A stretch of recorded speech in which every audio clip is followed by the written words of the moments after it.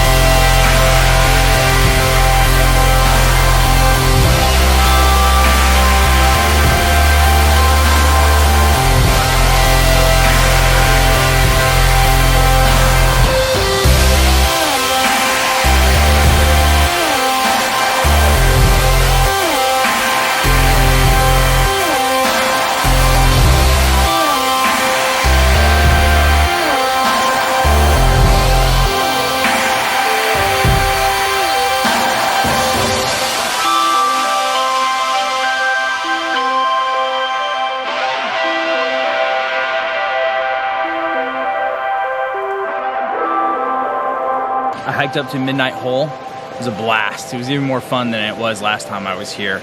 Super glad I did it. Now I'm just taking a minute before I get back on the road because I have like 7.5 more hours to go tonight. And then an early morning tomorrow.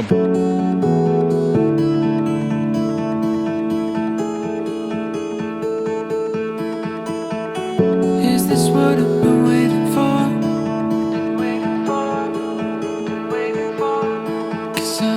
Feeling a little too comfortable. And I think it might be the perfect time. Yeah, to have a taste of my own advice. From places I've never been.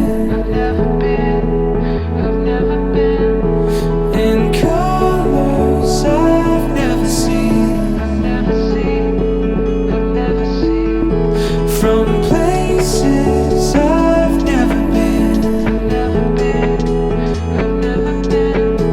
in colors I've never seen, colors that I've never seen. Colors that I've never seen.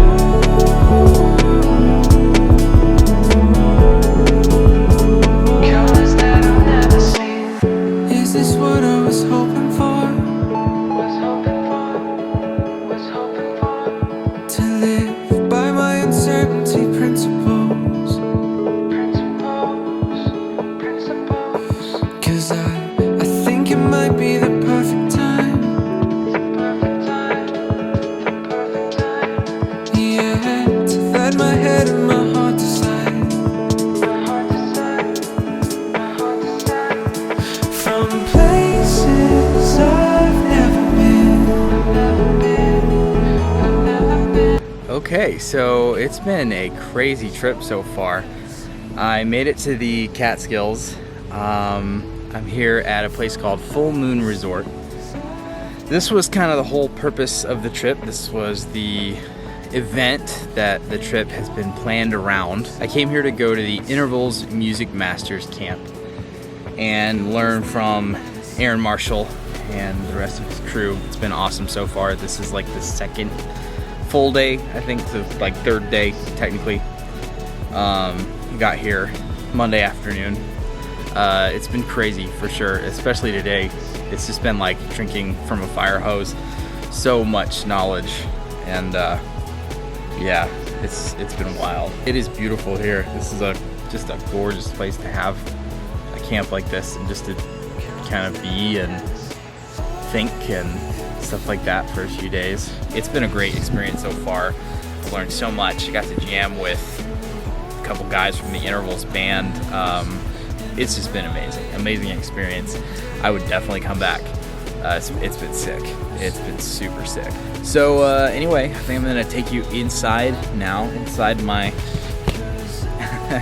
inside my glamping tent, and show you around, show you my accommodations for the week. This is my tent on the inside. It's just big enough to avoid being really claustrophobic for how it's set up. It's super nice. Yeah, I can't complain at all.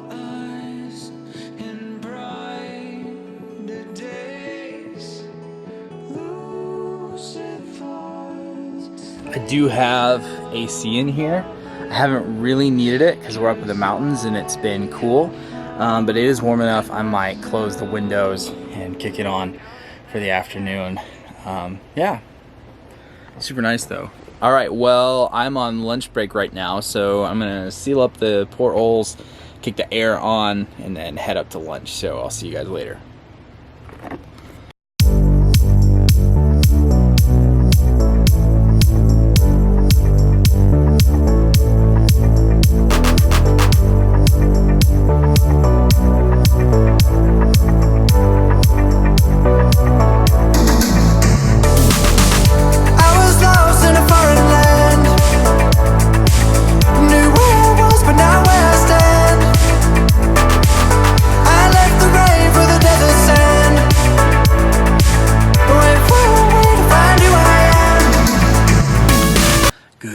From New Hampshire. So I talked about this a little bit on my Insta stories last night, but this has basically been a total fiasco. You know, I've never been to New Hampshire before, so I got reservations for this campground online, and the website was talking about how it's like pretty remote and small. It is not. It is neither of those things. It is massive, and there are so many people here. There was not a single time last night or this morning where I could not hear people talking and or yelling and just breaking stuff. I don't know what the deal is here, but basically the goal is just to get out of this campsite as soon as possible and get to somewhere more remote. There is a pond close by, so I'm gonna check it out for fishing this morning, and then I'm just gonna be making my way elsewhere to try and avoid the crowds a little bit. It is Labor Day weekend. It might be a little bit tougher to do that, but yeah, my goal is just to get out of here and maybe try and avoid the crowds a little bit better, and maybe get into some fish. It was definitely chilly when I woke up this morning, definitely in the mountains. And so this morning I'm layered up with my favorite combo for late summer, early fall fishing in the mountains, which is the dry duck Denali fleece for the mornings and the high ridge plaid underneath, because it's probably going to warm up later. So I'm going to get the rest of camp picked up, get down to the water and see what it's like.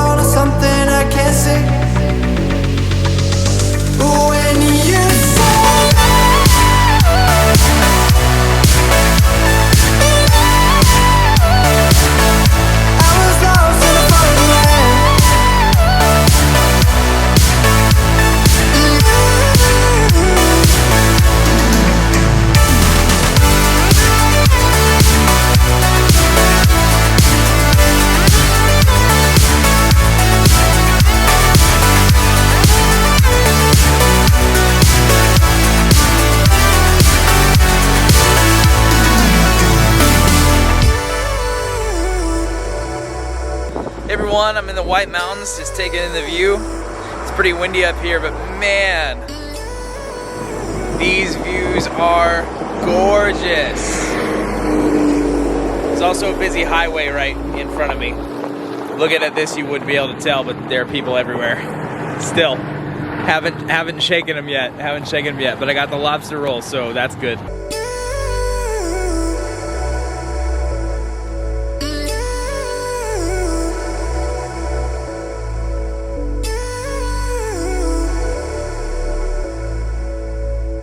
My brother Jacob would be dying to fish this spot, but I am not a fly guy.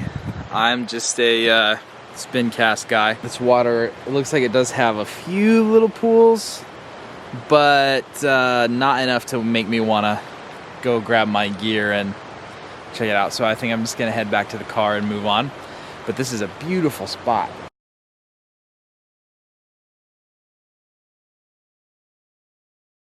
All right, so I am at what I am 90% sure is the trailhead for this place that I've been trying to find for a little bit, called Emerald Pool. The trail is actually, it's a trailhead for another trail, but the trail leads to Emerald Pool. Thought it was on one road, it wasn't. Turns out it's on this road. There's a lot of people here. Like, I don't know if you can really see, but there is cars up and down this place.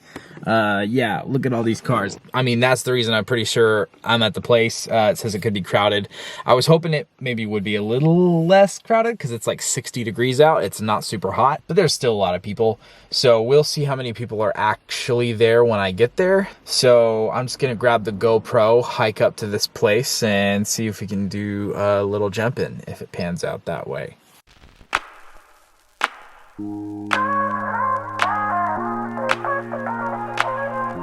Okay, so first of all, this is actually quite a beautiful hike through this peaceful forest. Kind of a pleasant surprise. Not sure what I was expecting, but this is gorgeous. Secondly, I've been seeing a really steady stream of people coming back from Emerald Pool. Might turn out to be a little bit of a good thing, as in maybe the cool weather and the breeze picking up is making people leave, and there won't be as many people there when I get there. Who knows? Hard to tell, but I'm not mad at this hike.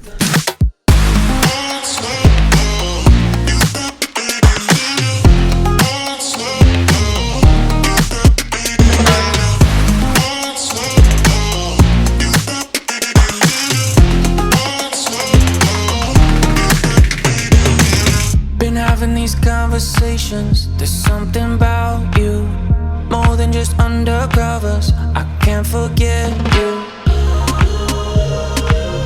Tell me what's on your mind. Used to be perfect strangers. Maybe I fell for you. Maybe it's nothing major, just trying to speak the truth. What's love? What's love gonna do with us?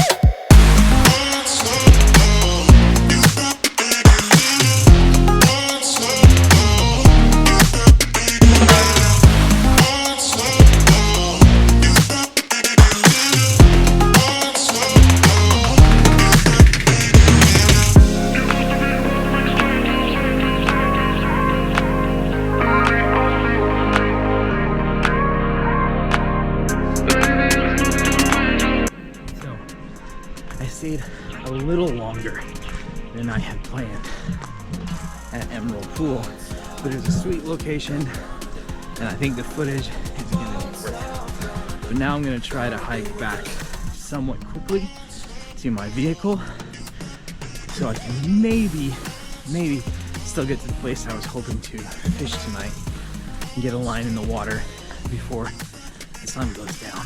So here we go. Used to be perfect strangers. Maybe I fell for you. Maybe it's nothing. I'm back up in the portion of the White Mountains close to where I'm camping. It's definitely chilly now that the sun's going down. I've got about an hour till sunset, And I'm completing a short little hike up to Mountain Pond. Gonna see if I can get into some fish. And I'm hoping that's the case because I'm thinking that tonight is gonna be the last night of this trip. Tomorrow morning, I think I'm gonna take the Mount Washington Auto Road and have that kind of be the way that I cap off the trip. Sorry, I just noticed I'm walking through total horror movie forest. I mean, look at that.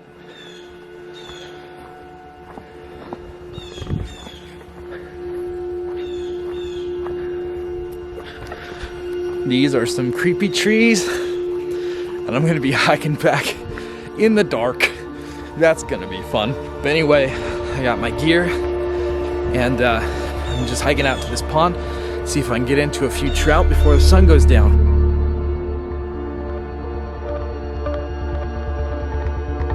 These woods are gonna be so spooky to hike back through when it's darker. Holy cow.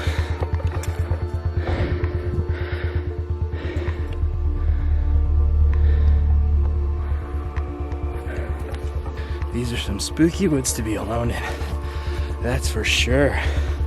I've been listening to Aaron Mahnke's Unobscured podcast on the Salem witch trials, which, happened not too terribly far from this part of the world. And out here, back in the frontier days, you can just imagine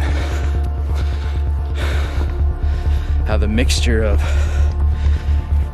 religious fervor and fear led people to believe that there was all sorts of evil and witchcraft and demonic stuff happening out here. The woods can be a scary place, that's for sure. And I gotta say, I've been in a lot of spooky woods. These are some spooky woods, man. But I think I see the pond, so we're about there, and this hike isn't that far. That's a good thing, because I'm probably going to be doing it in the dark on the way back. Even being a experienced hiker and outdoorsman, and knowing that all that crazy stuff isn't out here, your mind just constantly wants to play tricks on you, fool you into thinking that you saw things you didn't. You saw movement where you didn't. That sound wasn't just like a natural woods noise. It's a mind game for sure. It's a beautiful spot, but it's wild and it's remote. And I think that just triggers something in us, Okay, I found the pond. It was tricky. Dense undergrowth, nasty bogs. And now the trick is gonna be trying to find a spot that I can actually fish between the bank being this nasty bog, basically, and the water being shallow over here, and there being a lot of reeds and stuff. Who knows if I'll actually even be able to really get a line in the water, but let's find out. I did come mostly prepared to hike wet, so I think I'm gonna try to get across this little section right here maybe and get over to that other point. My fishing window is not gonna be very long because I don't wanna be bushwhacking back through the trail in the dark anyway, so we'll see.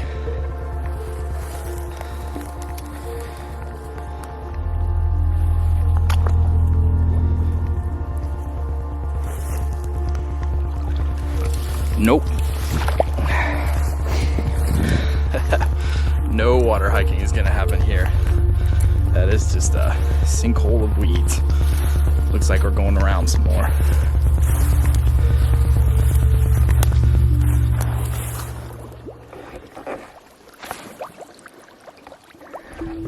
This is boggy stuff. It's trippy, man. keeps making noise.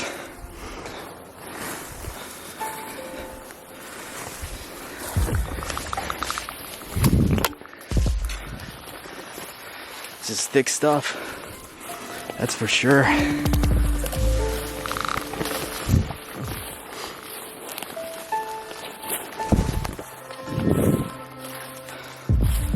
Gnarly, man. Just gnarly. All this boggy stuff is just some nonsense.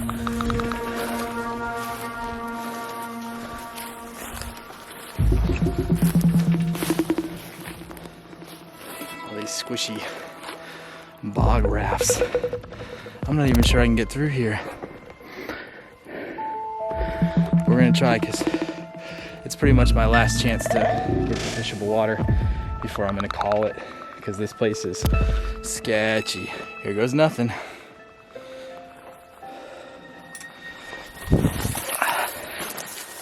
All right, we're across.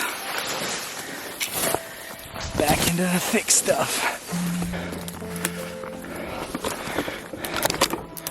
We're at the water's edge.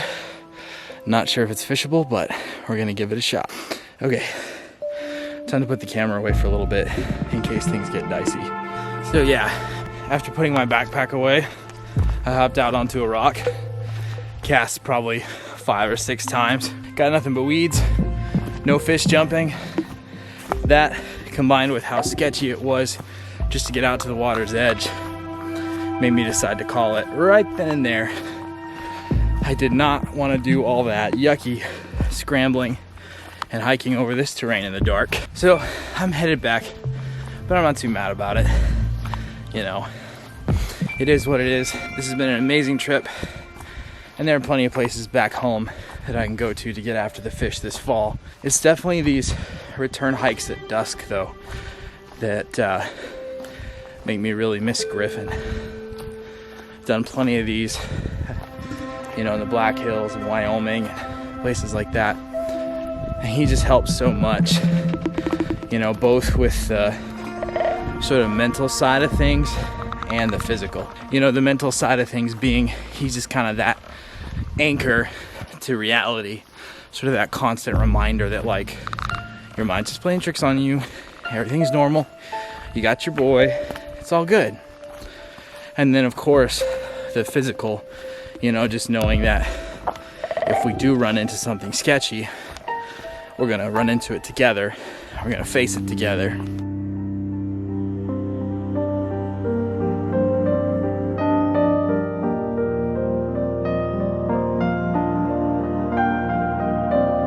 It is pretty amazing to me, though, just how much dusk and darkness can change the nature of a forest, can change your attitude about being in them, you know. And like, I'm just kind of thinking back to this podcast I've been listening to, Unobscured, about the Salem witch trials.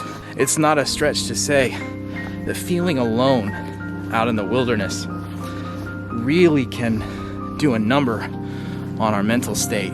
Early settlers and pioneers had a lot to be afraid of out here, but it wasn't just all physical, tangible threats. The wilderness is just a scary place to be when you're alone.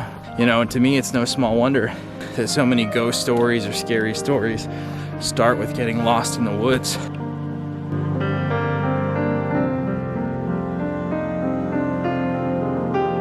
It can be unsettling enough just being out somewhere remote like this by yourself, but the coming of darkness just amplifies that mentally. Of course, if you know anything about me and my story, you know I'm not a stranger to this. I've grappled with fear and being alone in the wilderness before, and if you've been following my channel and you like this kind of content but you weren't aware, I wrote a book about it called The Legend of Griffin. It's about sort of my coming of age with Griffin, hiking in the Black Hills of South Dakota in the winter. And I think you'd really like it. So if you haven't checked it out, it's on Amazon, an ebook, paperback, and Audible. And that's great timing, because I'm out of the woods now, I'm back in my vehicle, and it's time to head to camp for the night.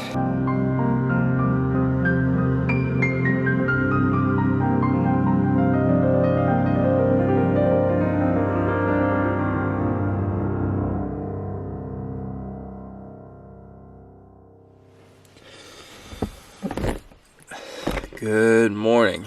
I think I just realized I haven't really done any filming inside the 4Runner on this trip to show you how I've got it set up. Considering that this is the last morning of the trip, I consider that slacking. So, as you probably know, I have been sleeping in my 4Runner on this trip. I've got it set up pretty efficiently for that. You know, it's obviously a small vehicle.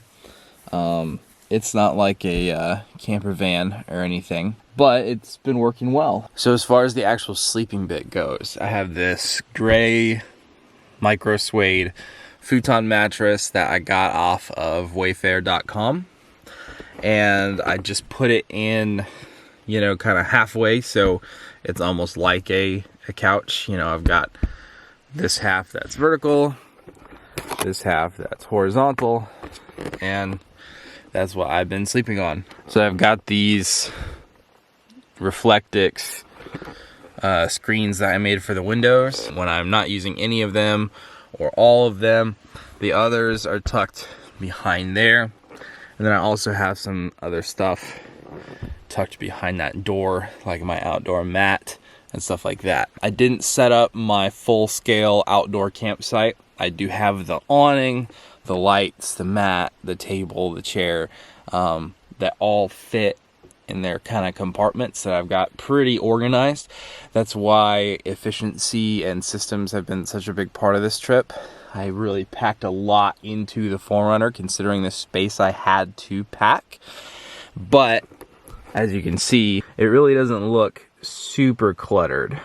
And that was kind of the idea. I got my fan for when I was in different parts of the US and it was hot on this trip. Box for extra stuff right there.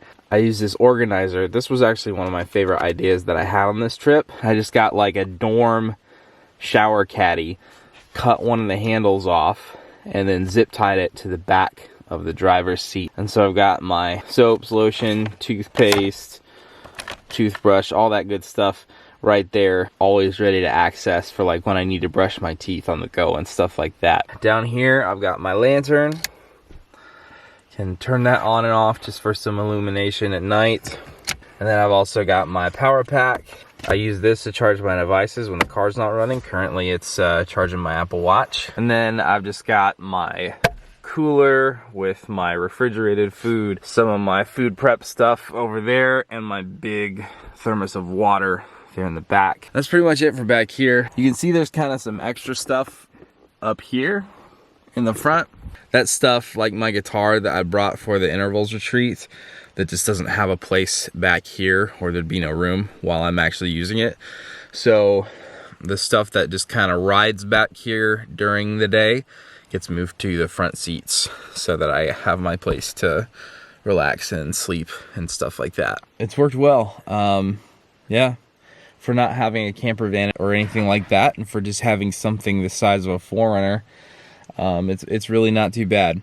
The worst parts, I would say, are getting in and out. The first time I get in isn't bad because I get in through the back and I just pull the hatch closed after me. That's not bad. But then every other time I enter and exit is through that door right there. So as you can see, the doorway is kind of cluttered. And I mean, this is a SUV on a 3-inch lift, so it's kind of a long way down to the ground for getting out of an awkward space like that. You basically have to kind of cannonball out and then extend yourself before you hit the ground. Today really is the last day of the trip. So I'm in the White Mountains in New Hampshire. I camped up here on basically a Forest Service road, not too far from where I tried fishing last night, that sketchy, spooky disaster. This morning it's just kind of about packing the last of the stuff back up, making sure everything's, you know, tight and secure, because the last thing I'm going to do today is head to Mount Washington and drive the Mount Washington Auto Road all the way up to the top. So I just want to make sure that everything is secure and nothing's going to be, you know, bouncing around while I'm doing that. Also, T's and P's for me for the 30-hour drive back home that I start after I get done with Mount Washington today. That's gonna be awful.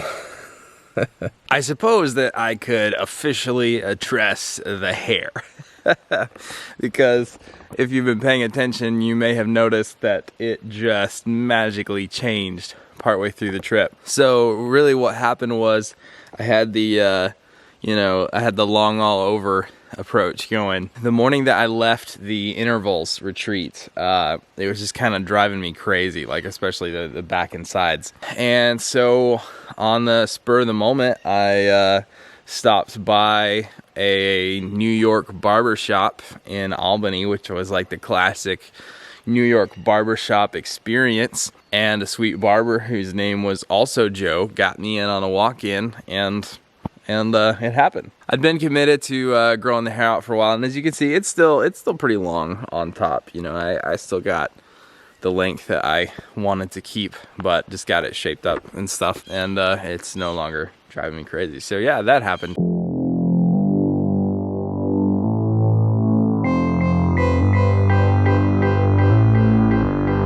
I'm at the bottom of the Mount Washington Auto Road. We're all set, GoPro's rolling, let's go.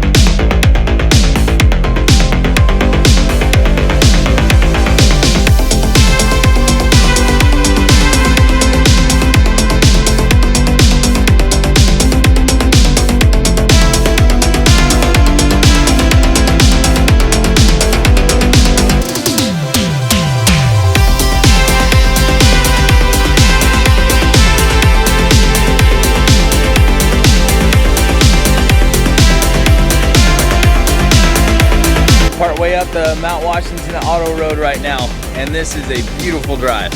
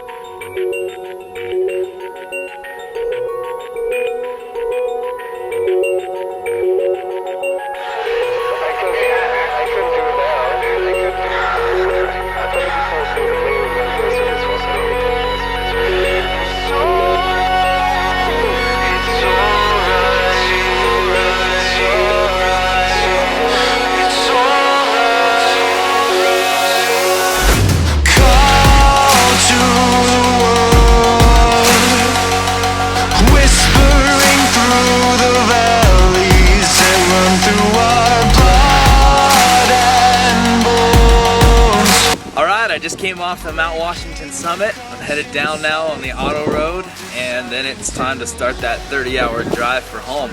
So this feels like a pretty good place to tie a bow on the trip and call it good.